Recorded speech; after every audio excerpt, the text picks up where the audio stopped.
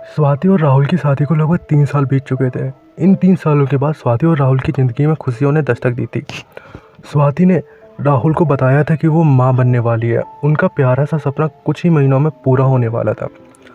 उन दोनों की लव मैरिज थी और वो दोनों शहर में जॉब करते थे, इसलिए वो गांव से दूर शहर में रहते थे। शहर में राहुल के अलावा उसका ख्याल रखने वाला कोई नहीं था, इसलिए राहुल ने उसकी देखभाल के लिए कुछ महीनों के लिए गांव चले जाने का फैसला किया। उसने अपने ऑफिस से छुट्टी ली और स्वाति को लेकर पहुंच गया। उनके घर वाले खुश थे उन्हें देखकर, लेकिन उनको एक चिंता भी सता रही थी। आने से पहले कम से कम बता तो देता, तुझे पता है ना कल अमावस्या है, और ऐसे समय में सब कुछ जानते हुए भी तू बहू को यहाँ ले आया। अरे माँ, कुछ नहीं होता, और मनगढ़ंत कहानियों पर तुम भी यकीन मत करो।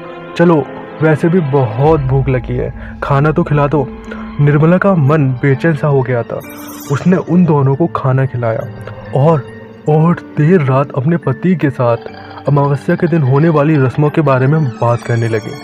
अगले दिन स्वाति उठी तो उसकी सास ने लाल साड़ी और श्रृंगार का सामान देते हुए कहा, स्वाति बेटा, आज अमावस्या का दिन है और हमारे गांव में जो भी स्त्री पहली बार गर्भवती होती है उसके लिए रात में महापूजा रखी जाती है। तुम ये साड़ी पहनकर सच समझकर अच्छे से तैयार हो जाना।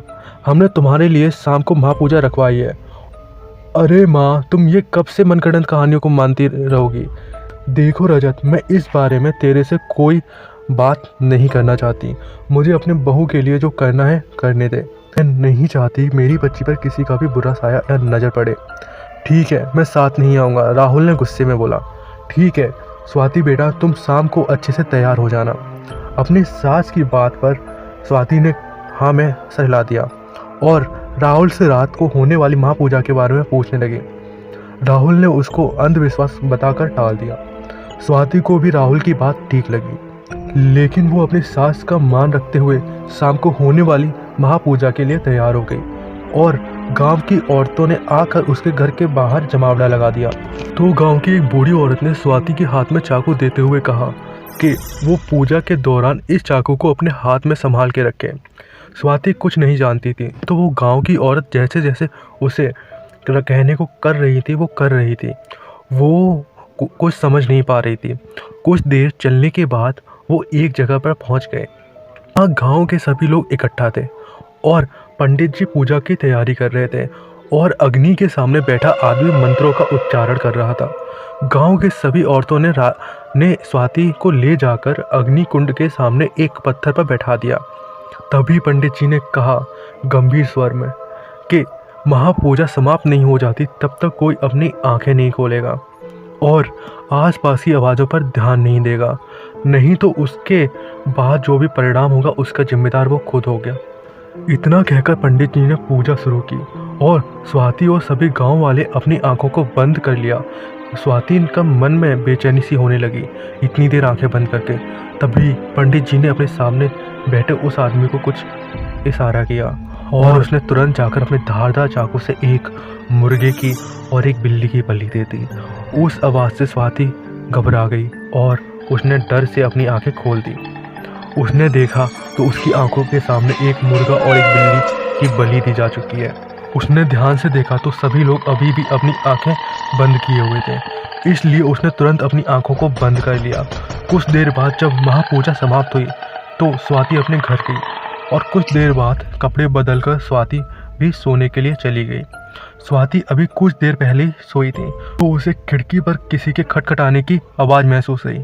उसने अपनी आंखों को खोल के देखा तो सच में कोई उस खिड़की को खटखटा रहा था। इसलिए उसने राहुल को उठाने की कोशिश की, लेकिन राहुल इतनी गहरी नींद में था कि स्वाति के जगाने पर भी नहीं जागा और उसकी नींद नहीं खुली। तभी उसे फिर से खिड़की खटखटाने की आवाज़ सुनाई दी। इस बार उसने खिड़की पर जाकर देखा तो उसके सामने 8-10 साल का बच्चा था। वो अपने हाथों से उसे बाहर आने का इशारा कर रहा था। उस बच्चे से मानो स्वाति सम्मोहित हो गई थी। उस दरवाजे से बाहर चली गई और वो बच्चा उसे अपने पीछे चलने का इशारा करने लगा और वो उसके पीछे चलने लगी। सुबह जब घर वालों की आंखें खुली तो उन्होंने स्वाति को पूरे घर में ढूंढा, लेकिन वो उन्हें कहीं नहीं मिली। तभी उनकी घर के दरवाजे पर ज़ोर से टक टक की आवाज़ हुई तो सामने देखा तो उनके होश उड़ गए। गांव के कुछ लोग स्वाति को लेकर उनके घर के बाहर खड़े थे। स्वाति घायल थी। गांव वाले ने बताया कि उन्हें स्वाति इस हालत में शमशान में बेहोश मिली थी, इसीलिए वो उसे यहाँ लेकर आए। किसी को ये समझ नहीं आ रहा था कि महापूजा के बाद भी आखिर ये उसके साथ हुआ कैसे। राहुल ने अपनी माँ से गुस्से में कहा, मैंने मना किया था, मैंने ये सब करने को, अब देख रही हो अंजाम, ये क्या हाल बना दिया आपने इसका। तभी राहुल को अपने कानों में पंडित जी की आवाज़ सुनाई थी। उनकी आवाज़ में एक अलग सी गंभीरता थी। तुझे क्या लगता है तू इसे यहाँ से ले जाएगा तो मुसीबत टल जाएगी? याद रख, ये यहाँ से कहीं भी गई तो इसकी रक्षा कोई भी नहीं कर पाएगा। लेकिन पंडित जी, मेरी बहू के साथ ये सब क्यों हो रहा है? पूजा समाप्त होने के बाद उस पर किसी आत्मा का साया पड़ना ही नहीं चाहिए था। नियम का उल्लंघन किया है तुम्हारी बहू ने। मैंने कहा था कोई अपनी आंखें नहीं खोलेगा, लेकिन तुम्हारी बहू ने पूजा समाप्त होने से पहले ही अपनी आंखें खोल दी और वहाँ भटक रही सभी आत्माएं उस पर हावी हो गई हैं। अभी भी वक्त है सब कुछ ठीक करने का। जगाओ उसे और पूछो ऐसा किया या नहीं उसने। राहुल को गुस्सा आ रहा था और मैं अभी के अभी स्वाति को लेकर यहाँ से जा रहा हूँ। तुझे मुझ पर विश्वास नहीं तो अपनी पत्नी से पूछ ले जाके कि उसने अपनी आंखें खोली थी या नहीं, और मेरा कहा झूठ निकला तो उसी वक्त तेरी चौखट से चला जाऊँगा। पंडित जी की ये बात सुनकर रजत कुछ गंभीर सा हो गया। स्वाति से जब पूछा तो उसके होश उड़ गए और वो सीधा जाकर पंडित जी के पैरों में गिर गया। कुछ भी करके मेरी पत्नी और मेरे बच्चों की रक्षा कीजिए। ठीक है, तू चाहता है तेरी पत्नी उन आत्माओं से मुक्त हो जाए तो आज रात महायज्ञ में लेकर आ जाना उसे। वो लाख कोशिश करेगी ना आने की, आत्माएं तुझे रोकेंगी, लेकिन तुझे हनुमान चालीसा का उच्चारण करके महायज्ञ में लाना पड़ेगा। पंडित जी के बताए अनुसार वो स्वाति को कमरे में लेने गया, लेकिन पूरे घर में स्वाति कहीं नहीं थी। वो समझ गया आत्माएं उसे वहाँ से ले गई हैं। वो समझ गया कि आत्माएं उसे उस जगह पर ले गई होंगी जहाँ पर उनका प्रकोप सबसे ज़्यादा है। तभी राहुल ने देर ना करते हुए गांव के शमशान में जा पहुँचा। वहाँ जो देखा उसने, उसकी आंखें फटी रह गईं। उसके सामने स्वाति एक मरी हुई बिल्ली का मांस नोच नोच के खा रही थी और उसके मुंह से निकल रहा था खून, ज़मीन पर गिर रहा था। उसे उस हालत में देखकर राहुल डर से बुरा हाल हो गया, लेकिन उसे आज अपने बीवी और बच्चों की रक्षा उन आत्माओं से करनी थी। इसलिए वो हिम्मत करते हुए राधिका के पास गया और उसके हाथ कस के पकड़ लिया। राधिका उसे देखकर भयानक तरह से मुस्कुरा रही थी। तभी राहुल ने हनुमान चालीसा बोलना शुरू किया और तभी स्वाति बुरी तरह चीख उठी। राहुल ने अपने हाथ काटने की कोशिश करने लगी। तभी गांव के कुछ लोग ने आकर स्वाति को कस के पकड़ लिया और स्वाति को महायज्ञ तक ले गए और उन्होंने स्वाति को गोल घेरे में बैठा दिया। स्वाति को घेरे में बैठाते ही वो जोर जोर से चिल्लाने लगी, लेकिन मंत्रों के उच्चारण करना बंद नहीं किया और धीरे धीरे पंडित जी ने तेज तेज मंत्रों का उच्चारण करना शुरू कर दिया। तो स्वाति की हालत और बुरी होने लगी। उसके शरीर पर कब्जा की हुई आत्माएं बहुत बुरी तरह से तड़पने लगी और उसकी चीख पूरे गांव में गूंजने लगी। 3 घंटे चले यज्ञ के बाद स्वाति बेहोश हो गई और आखिरी चीख के साथ उस घेरे में गिर पड़ी। स्वाति अगले दिन ठीक लग रही थी, लेकिन वो उसके साथ जो हुआ उसके पीछे की वजह को जानना चाहती थी। राहुल की मां ने उन दोनों को ये सब बताना तो नहीं चाहती थी, लेकिन स्वाति के साथ जो कुछ हुआ उसके बाद उन्होंने बताया।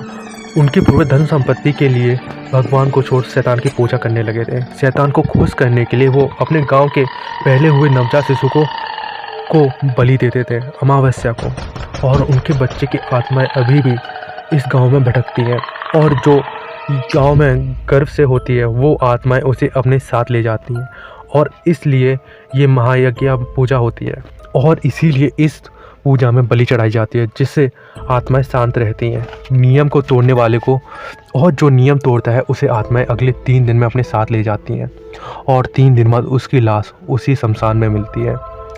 ये सब सुन के स्वाति बहुत डर गई। 5 साल हो चुके हैं उस बात को और उनकी बच्ची भी 5 साल की हो चुकी है, लेकिन स्वाति जब भी उस बारे में सोचती है तो वो कांप जाती है। कभी कभी कुछ मान्यताओं को मान लेना चाहिए, बिना किसी सोच या समझ को आगे रखें। ध्यान रखिए अपना। I am your Rose Bakshi and आप लोगों का बहुत बहुत स्वागत है पॉडकास्ट अनप्लग के चैनल पर। यह था 11वां दिन 75 दिन के चैलेंज का। Love you all.